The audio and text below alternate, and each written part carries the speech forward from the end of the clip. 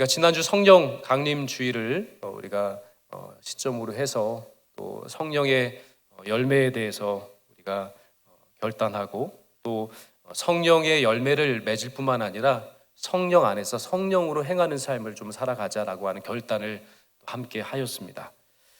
그러면서 오늘은 이 성령의 열매는 9가지가 있잖아요. 사희와 오자양충 온절이라고 해서 사랑으로부터 시작해서 절제까지 이르는 이 9가지 열매 중에서 오늘 특별히 그 첫 번째 열매인 사랑의 열매에 대해서 한번 같이 말씀을 나누고자 합니다. 저희들은 오랫동안 신앙생활을 하면서 이렇게 자주 이런 생각을 합니다. 참 하나님을 믿으면 나의 삶이 내가 원하는 대로 형통하게 그렇게 잘 술술 풀려 하는 것 아닌가. 기도를 하면 내가 원하는 대로 즉시로 응답되어야 하는 것 아닌가. 성령의 능력이 임하신다고 하셨는데 그 성령의 능력이 나의 삶 가운데 임하시면 내게 기적이 일어나서 내 삶의 인생의 문제가 즉시로 그렇게 잘 해결되어야 하는 것 아닌가라고 하는 생각을 합니다. 물론 하나님께서는 저희들의 기도를 들으시고요, 그 기도에 또 때로는 즉각적으로 역사해 주셔서 기적을 이루시는 때도 있습니다. 우리가 상상하지 못하는 방식으로 길을 열어주시고 또 정말 불가능해 보이는 상황 가운데서도 은혜를 베풀어 주시는 때가 왜 없겠습니까? 참 놀라운 기적의 역사를 우리의 삶의 자리 가운데 하나님은 늘 베풀어 주십니다. 그러나 오늘 성경이 말씀하시는 이 성령의 능력은 단순히 내가 원하는 일들이 하나하나 잘 이루어지는 것에 머물지 않는다는 겁니다. 그 능력은 내 뜻대로 세상에 움직이는 힘이 아니라 예수님을 닮은 사람으로 변화되는 능력이라고 했습니다. 고집스럽던 사람이 온유해지고 자기 중심적으로만 생각했던 그 사람이 섬기는 사람 되고 배려하는 사람 되고 자비로운 사람이 되는 것, 그리고 쉽게 분노하던 사람이 오래 참고 상처 주던 입술 가졌던 사람이 위로하는 말을 하는 그런 성령의 사람으로 변화되는 역사, 그것이 성령의 능력이라고 성경은 말씀하십니다. 그러므로 우리가 성령의 사람인지 아닌지는 어떤 신비한 체험을 했느냐 안 했느냐에 달려있지 않고요, 우리가 정말 성령의 사람이라고 한다면 우리가 오래 기도했든 안 했든 그것이 중요한 것이 아니라 성경의 지식을 많이 갖고 그렇지 못하는 것이 중요한 것이 아니라 정말로 성령의 사람인지 아닌지를 분별할 수 있는 그 기준은 열매에 있다고 성경은 말씀합니다. 예수님께서도 말씀하셨습니다. 마태복음 7장 20절 말씀해 보시면 그들의 열매로 그들을 알리라라고 말씀하셨기 때문입니다. 오늘 본문은 바로 그 열매 중에 하나인 성령의 첫 번째 열매가 바로 사랑이라고 말씀하십니다. 오늘 본문에 열매로 번역된 헬라어가 카르포스라고 하는 단어를 썼는데요, 나무에 자연스럽게 맺히는 열매라고 하는 뜻이 있습니다. 열매는 억지로 매다는 것이 아닙니다. 나무에 열매가 없다고 해서 사과 나무에 사과 열매가 없다고 해서 사과를 억지로 사가지고 와서 줄에 매단다고 해서 그것이 사과 열매가 될 수 없습니다. 열매는 그 나무에 생명이 존재하는 한 그 뿌리에서 공급되는 생명의 힘으로 말미암아 자연스럽게 열매가 맺히게 마련입니다. 성령의 열매도 마찬가지죠. 우리의 겉모습을 꾸며서 만들어내는 어떤 인위적이고 종교적인 장식을 주렁주렁 매단다고 해서 그것이 성령의 열매가 될 수는 없는 겁니다. 성령의 열매는 성령께서 우리 안에 거하실 때, 우리에게 살아 역사하시고 생명을 주실 때, 그때 우리의 인격 안에서 자연스럽게 맺혀지게 되는 그런 삶의 변화, 그것이 열매입니다. 지난주에도 말씀드렸듯이 성령의 9가지 열매는 하나의 열매입니다. 그래서 단수로 표현된다고 말씀드리지 않았습니까? 사랑에서 희락이 나옵니다. 그리고 사랑에서 화평이 나오고요, 그리고 사랑에서 오래 참음과 자비와 양선과 충성과 온유와 절제가 나오는 겁니다. 그래서 성령의 열매 중에 첫 번째가 사랑의 열매인 것은 우연이 아닙니다. 사랑이 없으면 오래 참기 어렵습니다. 사랑이 없으면 자비할 수 없고요, 사랑이 없으면 온유할 수가 없습니다. 사랑은 성령의 열매 중에 하나이면서 동시에 나머지 8가지 열매가 맺혀지게 할 수 있는 그런 뿌리와도 같은 기능을 한다라고 할 수 있습니다. 그래서 바울 사도께서도 고린도전서 13장 13절에 이렇게 말씀하지 않으셨습니까? 고린도전서 13장 13절의 말씀을 같이 한번 읽어보도록 하겠습니다. 그런즉 믿음, 소망, 사랑 이 세 가지는 항상 있을 것인데 그 중에 제일은 사랑이라. 아멘. 왜 사랑이 제일일까요? 그 이유는 바로 하나님 그분 자신이 사랑이라고 하셨기 때문입니다. 요한일서 4장 8절은 선언하십니다. 사랑하지 아니하는 자는 하나님을 알지 못하나니 이는 하나님은 사랑이십니다. 하나님은 정말로 사랑 그 자체이십니다. 성령의 9가지 열매의 근본이 되고 그 기초가 되고 뿌리의 역할을 감당할 수 있는 그 사랑의 열매, 그 사랑 그 자체가 바로 우리 하나님이십니다. 하나님의 창조도 구원도 예수 그리스도의 십자가도 모두 그 사랑에서부터 시작됐습니다. 하나님의 사랑으로부터 그 모든 역사가 시작되었다는 말씀입니다. 그러므로 우리가 하나님의 자녀가 되었다면 우리 안에도 그분의 성품인 이 사랑의 열매가 반드시 나타나야 마땅한 겁니다. 누가복음 19장에 보시면 삭개오 이야기가 나오죠. 이 삭개오는 키가 작아서 예수님이 군중소리로 지나가시는데 그 예수님을 너무나 뵙고 싶었던 겁니다. 그러나 키가 작아서 볼 수가 없었습니다. 그래서 그는 뽕나무 위에 올라갔습니다. 그가 나무 위에 올라간 것은 단지 구경하기 위해서가 아닙니다. 그 속에 무언가 열망이 있었기 때문입니다. 그 안에는 오래 묵은 외로움이 존재했습니다. 물론 그는 세리장이고 부자였습니다. 그러나 그는 부자였고 세리장이었지만 사람들로부터 지탄받고 배척당하고 멸시받던 사람이었습니다. 그는 누구보다도 많은 것을 소유했지만 그러나 그는 인정받고 싶은 마음이 너무나 간절했습니다. 그때 예수님이 그 나무 아래 지나가시다가 멈추어 서신 겁니다.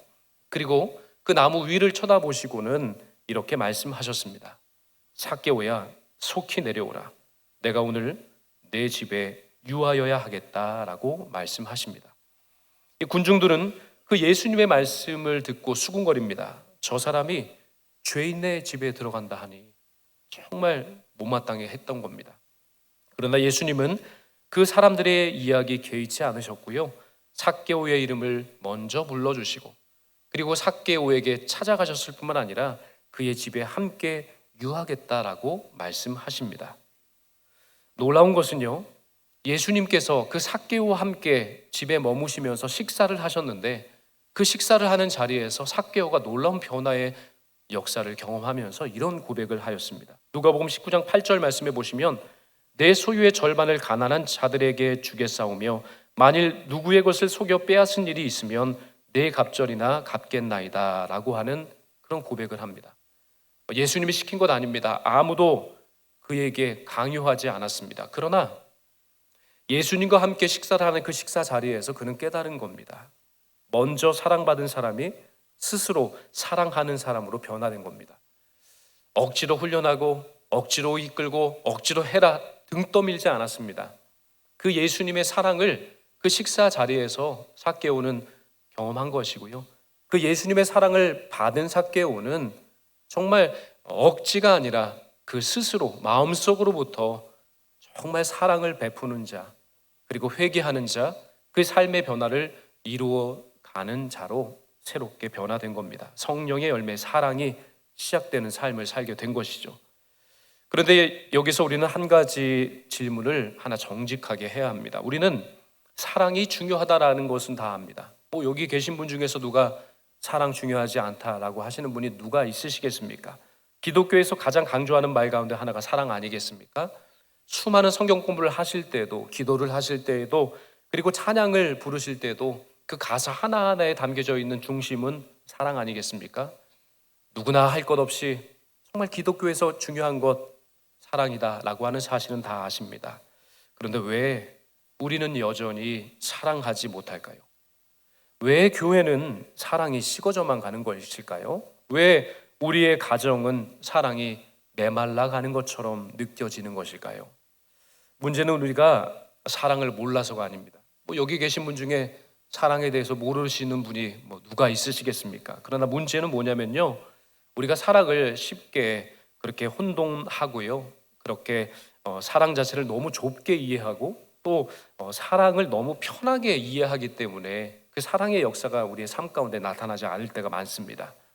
우리가 흔히 생각하는 사랑은 내가 좋아하는 사람을 좋아하는 것, 이것이 정말 흔히 우리가 생각하는 감정에 치우친 사랑입니다.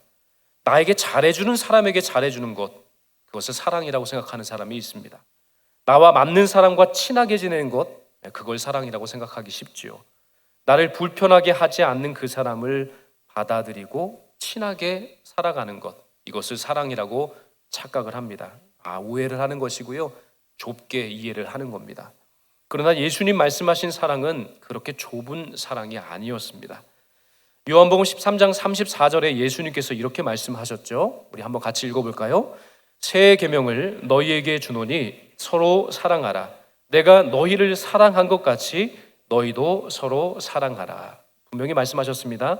예수님은 새 계명을 주신다고 하셨습니다. 새 계명을 주노니 서로 사랑하라. 왜 새 계명이라고 말씀하셨을까요? 왜냐하면 구약에도 이미 하나님 사랑과 이웃 사랑에 대한 계명은 이미 주셨기 때문입니다. 아주 오래전부터 사랑에 대한 계명은 주셨습니다. 그런데 오늘 예수님 말씀하십니다. 다시 새 계명을 주시겠다는 겁니다. 무슨 뜻입니까? 내가 너희를 사랑한 것 같이 사랑하라는 겁니다. 새 계명의 그 새 사랑의 기준은요, 다른 기준에 있는 것이 아닙니다. 나의 관점에서 가지는 사랑의 기준이 아니라 바로 내가 너희를 사랑한 것 같이라고 하는 새로운 기준을 주십니다. 그래서 새 계명인 것이죠.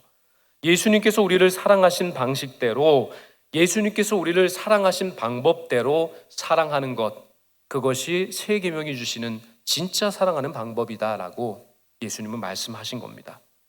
세상 사람들의 사랑은 조건적인 사랑이 참 많습니다. 사랑할 만한 사람만 사랑합니다. 내게 유익하다라고 생각하는 사람만 사랑합니다.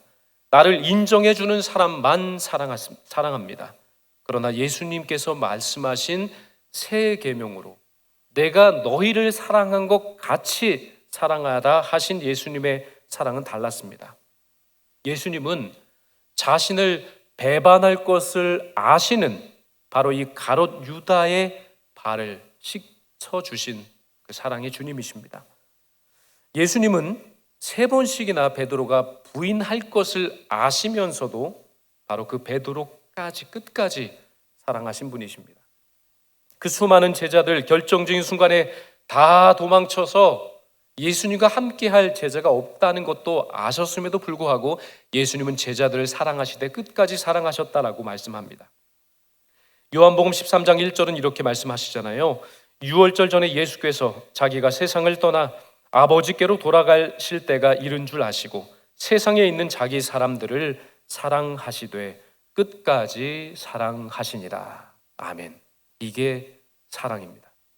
이것이 바로 예수님께서 말씀하시는 새 계명을 통해 주시는 내가 너희를 사랑하는 방식으로, 내가 너희를 사랑하는 방법대로 사랑하라 하신 새로운 새 계명의 사랑의 말씀입니다. 예수님의 사랑은 변하는 사랑이 아니라 끝까지 하시는 사랑입니다. 중간에 멈추지 않습니다. 상대가 사랑을 받아주던 받아주지 않던 간에 멈추지 않습니다. 끝까지 하는 사랑입니다. 사랑받을 자격이 없는 자에게 먼저 찾아오신 사랑이고요. 그러므로 성령의 열매로 맺어야 될 그 사랑은 단순히 좋은 감정이 아닙니다. 사랑의 열매는 감정으로만 맺혀지지 않습니다. 그거 거짓입니다. 감정은 감정입니다. 그냥 있다가 사라지는 것, 그것을 인격이라 하지 아니하고요, 그것을 성령의 열매라 하지 않습니다. 그것은 감정일 뿐입니다. 성경이 말씀하시는 사랑은요, 조건을 따지지 않는 사랑이고요, 먼저 하는 사랑이고요, 이게 참 중요합니다. 수고를 기꺼이 감수하는 것이 진짜 사랑이는 겁니다. 사랑하려면요, 수고하셔야 돼요. 수고 없이 사랑하는 것은요, 그 거짓입니다. 수고하는 사랑이 진짜 사랑이라고 오늘 성경은 말씀하시기 때문입니다. 이 코리텐붐이라고 하는 제2차 세계대전 중에 유대인들을 숨겨준 죄로 나치 수용소에 그렇게 수감된 분이 있으셨습니다.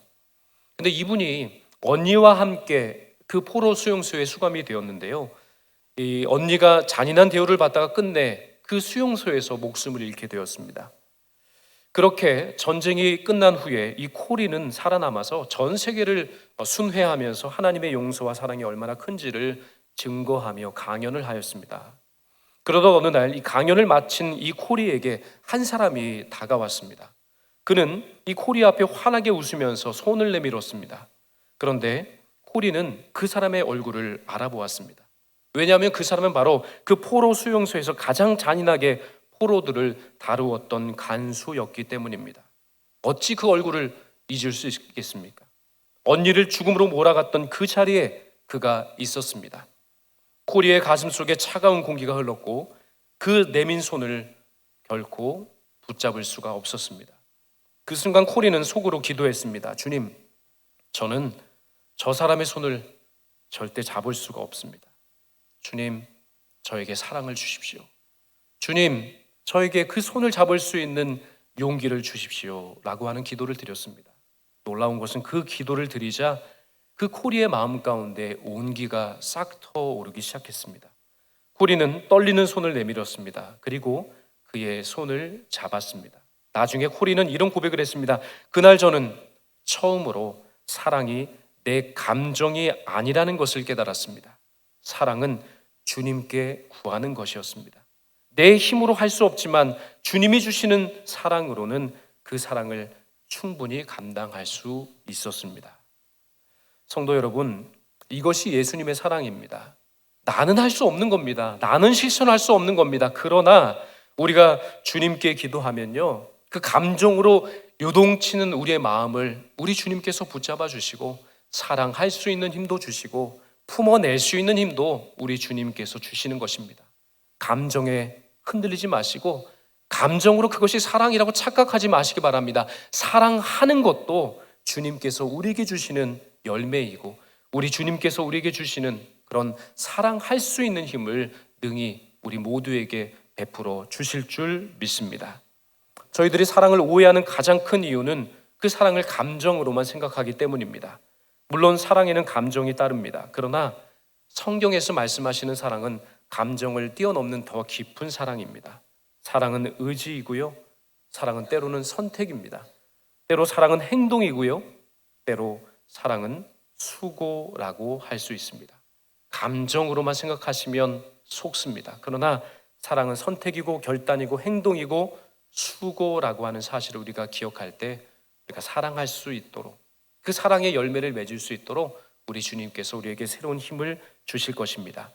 데살로니가 전서 1장 3절에 보시면 바울 사도께서 이 데살로니가 교회를 칭찬하는 말씀이 그려져 있는데요, 너희의 믿음의 역사와 사랑의 수고와 우리 주 예수 그리스도에 대한 소망의 인내를 이라고 표현합니다. 분명히 말씀하지 않습니까? 사랑을 무엇과 연결합니까? 수고와 연결을 하고 있습니다. 바로 사랑의 수고라고 말씀하고 있습니다. 사랑은 수고로 나타납니다. 사랑은 말로만 증거될 수 없고요, 사랑은 말로만 증명될 수 없습니다. 사랑은 반드시 누군가를 위한 수고로움을 통해서 드러나는 법입니다. 부모님이 자녀를 얼마나 사랑합니까? 그렇기 때문에 피곤해도 자녀를 위해서 헌신하는 겁니다. 피곤해도 자녀를 위해서, 자녀를 위한 뒷바라지를 그렇게 하시는 겁니다. 성도는 하나님과 교회를 사랑하기 때문에 보이지 않는 곳에서 누가 인정해 주지 않지만 교회를 섬기고 성도를 사랑하고 섬기는 것입니다. 누군가를 사랑하기 때문에 손해를 감수하고 시간을 냅니다. 마음을 쓰고 그리고 기다리고 용서하는 겁니다. 사랑하기 때문에 그리 수고하는 것이죠. 그래서 수고가 없는 사랑은 아직 온전한 사랑이 될 수 없는 겁니다. 오늘날 교회 안에 사랑이 있다고 하지만 사랑이 식어지는 이유가 여기 있습니다. 많은 경우 우리가 교회를 섬김의 자리가 아닌 소비의 자리로 생각하기 때문에 그렇게 우리의 사랑이 식어져만 가는 것처럼 보입니다. 손님은요, 잠시 왔다 그냥 지나가는 손님은 평가합니다. 그러나 함께 성도된 교회를 섬기는 성도들은요, 함께 아파합니다. 부족한 점이 있으면 그것을 함께 아파하는 겁니다. 아픈 것이 있고 슬픈 일이 있으면 그것을 함께 슬퍼하고 함께 기도하는 그 공동체가 바로 성도이지 않습니까? 손님, 그냥 왔다 지나가는 손님은요, 불편하면 그냥 떠납니다. 그냥 떠나면 됩니다. 손님이기 때문입니다. 그러나 영원토록 교회를 지키고 함께 하나님의 몸된 교회를 세워가는 성도들은요, 부족한 곳이 있으면 그것을 스스로 채워갑니다. 함께 그것을 채워가는 것이 바로 성도입니다. 손님은 왜 나를 섬겨주지 않느냐라고 이야기합니다. 그러나 지체된 성도들은 내가 어디에 섬길 수 있겠습니까? 어디에 내가 몸담아 그 섬김을 실천할 수 있습니까? 라고 하는 것을 먼저 묻습니다. 사랑의 열매는 결코 손님의 자리에서 맺혀지지 않습니다. 사랑의 열매는 반드시 섬김의 자리를 통해서 30배, 60배, 100배로 열매를 맺게 될 겁니다. 누군가를 위해 조용히 수고하는 것은 아무도 알아주지 않아도 기꺼이 자리를 지키는 것입니다. 이것이 성경이 말씀하시는 사랑의 열매입니다. 그렇다면 우리는 어떻게 이런 사랑을 감당할 수 있을까요? 어떻게 사랑할 수 있을까요? 솔직히 우리의 힘으로는 어렵습니다. 여기 계신 분들, 물론 사랑 잘 실천하시는 분도 있어요. 그게 은사로 이미 주어졌기 때문에 나는 사랑이 풍성한 사람입니다 라고 하시는 분도 있겠지만은 솔직히 우리의 힘으로는 그 사랑 감당할 수 없습니다. 우리 안에는 여전히 자기 중심적인 마음이 있기 때문입니다. 나를 먼저 생각하고 내 감정을 먼저 추스리고 나를 먼저 생각하는 것이 우리의 본성이기 때문입니다. 그래서 사랑해야 한다는 그 말씀을 들을 때마다 부담으로 여깁니다. 사랑할 수 없다라고 포기합니다. 하나님, 사랑해야 하는 것은 알겠는데요, 너무나 큰 짐입니다. 부담입니다. 그 사랑만큼, 정말 받은 사랑만큼 내가 보답해야 되는데 그 사랑 정말 수고로이 실천하기가 없습니다. 그 힘이 없습니다. 참기가 곤욕입니다. 제가 먼저 다가가고 싶지가 않습니다 라고 하는 그런 마음이 우리의 마음 가운데 있을 수 있습니다. 그 마음 모르는 것 아닙니다. 사랑은 쉽지 않고요, 특별히 예수님께서 사랑하신 그 사랑의 방식대로, 방법대로 사랑하는 것은 더 쉬운 일이 아닌 겁니다. 그런데요, 복음은 우리에게 단순히 사랑하라라고 하면서 명령만 하고 계시지 않고요, 사랑할 수 있는 방법까지 알려주셨습니다. 복음은 먼저 우리가 어떤 사랑을 받았는지를 보라 말씀하십니다. 내가 사랑하기 전에 내가 어떤 사랑을 받았는지를 보아라 라고 말씀하십니다. 요한 1서 4장 10절의 말씀을 우리 한 목소리로 같이 한번 읽어보도록 하겠습니다. 사랑은 여기 있으니 우리가 하나님을 사랑한 것이 아니요 하나님이 우리를 사랑하사라고 말씀하셨습니다. 사랑을 수고로이 실천하기 전에요, 먼저 내가 어떤 사랑 받았는지를 알아야 사랑의 열매가 우리 마음 가운데 그렇게 맺혀지게 되는 겁니다. 사랑은 여기에 있다고 말씀하셨습니다. 먼 데서 찾을 것이 아니라 사랑은 여기 있습니다. 우리가 먼저 하나님을 사랑한 것이 아니라 하나님께서 먼저 우리를 사랑하시고 하나님께서 먼저 우리를 찾아오시고 하나님께서 먼저 우리에게 구원의 손길을 내밀어 주신 것입니다. 우리가 의롭기 때문에 사랑받은 것이 아닙니다. 성경은 말씀합니다. 우리가 아직 죄인 되었을 때에 그리스도께서 우리를 위하여 죽으심으로 하나님께서 우리에게 대한 자기의 사랑을 확증하셨느니라. 로마서 5장 8절 말씀. 이것이 복음이 아니겠습니까? 이것이 복음의 능력이 아니겠습니까? 사랑받을 만한 조건이 없는 우리들입니다. 원래 우리는 하나님과 원수였습니다. 그런데 우리를 사랑하시는 하나님께서 우리를 버리지 않으셨습니다. 정말로 하나님과 원수된 사람이었는데 하나님 못 본 채 하실 수도 있는 것 아닙니까? 하나님 밀쳐내고 거부할 수 있는 것 아니십니까? 그러나 하나님은 끝까지 수고로이 우리를 사랑하신 겁니다. 기꺼이 사랑하시고 용납하시고 원수되었던 우리를 품어주신 사랑입니다. 독생자 예수 그리스도를 보내주신 사랑. 예수님은 우리를 위해 낮아주시고 종의 형체를 가시자 마지막 십자가 위에서 그의 생명까지 내어주시면서 우리를 사랑해 주신 겁니다. 그래서 십자가는 하나님 사랑의 가장 완전한 증거입니다. 예수님은 말로만 사랑하지 않으셨습니다. 몸으로 사랑하셨습니다. 행위로 사랑하셨습니다. 피 흘림으로 사랑하셨습니다. 수치와 고통을 감당하심으로 사랑해 주셨습니다. 히브리서 12장 2절은 이렇게 말씀하죠. 그는 그 앞에 있는 기쁨을 위하여 십자가를 참으사 부끄러움을 개의치 아니하시더니. 예수님은 우리를 사랑하시기로 결정하시고 예수님은 우리를 사랑하시기 때문에 십자가를 참으셨다라고 말씀합니다. 그 길이 얼마나 고통스러운 길인지 우리 주님은 아셨습니다. 그러나 그 사랑 끝에 우리를 살리는 기쁨이 있었기 때문에 예수님은 끝까지 그 길을 걸어가신 겁니다. 우리를 살리는 기쁨, 우리를 구원하시는 기쁨을 보시고 그 고통의 길을 끝까지 감당하신 예수님. 그러므로 우리가 사랑할 수 있는 힘은 우리 안에 나오지 않고요, 우리가 먼저 받은 그리스도 예수를 통해 먼저 받은 그 사랑을 이해하고 깨달을 때 그 사랑을 먼저 받은 그 힘으로 사랑할 수 있는 힘이 생깁니다. 성령의 첫 번째 열매는 사랑입니다. 그 사랑 감정 아닙니다. 도파민 아닙니다. 그것은 진짜 사랑 아닙니다. 말로만 고백하는 사랑 아닙니다. 나와 맞는 사람에게만 베푸는 사랑 절대 아닙니다. 성령 하나님께서 우리 속에 인격적으로 맺게 하시는 그 사랑의 열매, 그것은 예수님의 사랑을 닮은 사랑입니다. 내가 생각하는 사랑의 기준이 아니라 예수님을 닮은 사랑입니다. 먼저 받은 사랑으로 먼저 사랑하는 겁니다. 조건 없이 받은 사랑으로 나도 조건 없이 사랑하는 겁니다. 십자가의 수고를 통해 먼저 받은 그 사랑으로 기꺼이 수고로이 사랑을 결정하고 사랑을 실천하는 겁니다.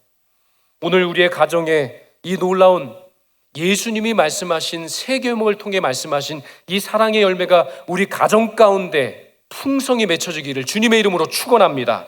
가까운 가족을 먼저 사랑하시고요, 가장 가까운 가족에게 말 조심하시고 더 친절하게, 더 따뜻하게 한마디 말을 건네시길 바랍니다. 사랑은 그 결단과 그 목소리와 그 얼굴 표정과 그 행동을 통해서 전해지는 겁니다. 우리가 예수님의 사랑을 받았다면 가정에서 부부 간에, 그리고 부모와 자녀 간에, 그리고 온 가족 간에 먼저 더 친절하게, 더 따뜻한 마음을 가지고 사랑한다 말하시고, 그리고 존경한다 말하시고요, 미안한다 말하시고요, 그렇게 먼저 사랑을 고백하시기를 바랍니다. 당연하게 여겼던 것, 당연하게 여겼던 그 수고에 대해서 한번 감사해 보십시오. 얼마나 큰 기쁨이 밀려오는지 모릅니다. 내 마음에 들지 않은 부분 바라보지 마시고요, 하나님께서 우리 가족을 얼마나 사랑하시는지, 지금도 우리 가족을 얼마나 눈동자처럼 사랑하시는지를 먼저 생각하세요. 그러면 사랑하게 되어 있습니다. 그러면 사랑의 열매가 우리들의 가정 가운데 30배, 60배, 100배로 그 열매가 맺혀지게 될 줄로 믿습니다. 우리 교회 안에도 이 놀라운 사랑의 열매가 맺혀지기를 주님의 이름으로 축원합니다. 누군가를 섬기기를 원하는 마음으로 먼저 나가시기 바랍니다. 누군가 나를 섬겨주고 누군가 나를 도와주기를 기다리지 마세요. 내가 수고로이 먼저 가서 그를 섬기고 그를 잡아주고 그를 안아주고 그에게 먼저 인사를 건네는 것, 그것이 사랑입니다. 불평이 나오려고 하는 그 자리에서 화평의 자리로 한번 그 자리로 옮겨가시길 바랍니다. 판단하려고 하는 마음이 생겨날 때마다 긍휼을 놓치지 마시기 바랍니다. 그 긍휼의 눈으로 성도를 사랑하고 성도가 함께 그 사랑의 교제를 나눠야 합니다. 외로운 성도에게 먼저 다가가시고요, 연약한 성도를 품고 새 가족이 왔다고 한다면 미루지 마세요. 내가 아는 척하는 겁니다. 처음 본 분이 오시면요, 누군가 아는 척 해주겠지. 아니요, 보신 그분이 바로 그 새 성도에게 찾아가셔서 말 걸어주세요. 처음 오셨냐고요, 잘 오셨다고요, 정말 반겨주면요, 정말 놀라운 역사가 우리 교회 가운데 나타나게 될 줄로 믿습니다. 사랑을 통해 포용력 생기는 겁니다. 내가 먼저 하겠다라고 하는 수고로움, 그 결단을 통해서 반드시 우리 교회 가운데 사랑의 열매가 30배, 60배, 100배로 많이 맺혀지게 해 주실 줄로 믿습니다. 성품이 능력입니다. 바로 사랑의 역사가 능력이라고 했습니다. 세상은 큰 일을 해야 능력이라고 말합니다. 하나님은 사랑할 수 없는 사람을 사랑하는 사람이 능력 있는 사람이라고 인정해 주셨습니다. 성령께서 맺게 하시는 사랑의 열매가 우리의 삶을 통해서 좀 맺혀졌으면 좋겠습니다. 우리의 가정에, 우리의 교회 가운데, 그리고 우리의 삶의 자리 가운데 수고로이 결정하셔서 그 사랑의 열매를 한번 맺어 가시길 바랍니다. 그러면 우리의 가정이 놀랍게 변화될 겁니다. 우리의 교회가 교회다워질 것입니다. 세상이 복음의 능력으로 조금씩 변화되는 역사를 반드시 목도하게 될 것입니다. 성령의 열매는 사랑에서부터 시작된다라고 했습니다. 그리고 그 사랑이 이미 우리에게 부어졌습니다. 십자가가 그것의 증거입니다. 이제 우리는 그 사랑을 받은 사람답게 살아야 합니다.